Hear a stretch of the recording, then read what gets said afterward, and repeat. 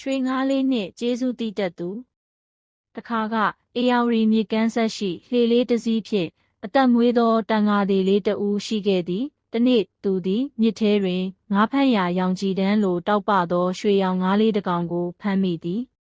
ရွှေငါးလေးသည်ပြုံးပြီးငါ့ကိုလွှတ်ပေးလိုက်ပါငါသည်မြင့်ဤနတ်သမီးဖြစ်ပါသည်တင့်အားဆန္ဒသုံးခုပြည့်စေပါမည်ဟုပြောလိုက်သည်တန်ဃာသည်လေးသည်စဉ်းစားမိသည်ငါအဖေအဖွားများအသက်ကြီးပြီးမကောင်းမှုများခံစားနေရသည်ငါအိမ်နီးချင်းများလည်းဆင်းရဲနွမ်းပါကြသည်သူသည်ရွှေငါးလေးကိုပြန်လွှတ်ပေးလိုက်ပြီးငါအတွက်ဆန္ဒမရှိပါငါရွာသားအားလုံးကျမ်းမာပျော်ရွှင်ပါစေဆင်းရဲမှုမှလွတ်မြောက်ပါစေဟုဆန္ဒပြုလိုက်သည်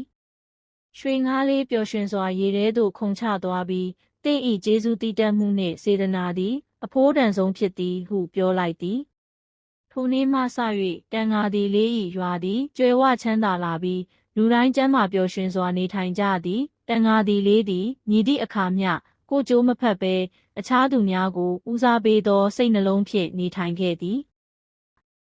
ကောင်းမှုပြုခြင်းသည်ကိုယ်တိုင်ကောင်းကျိုးကိုပြန်လည်ရရှိစေပါသည်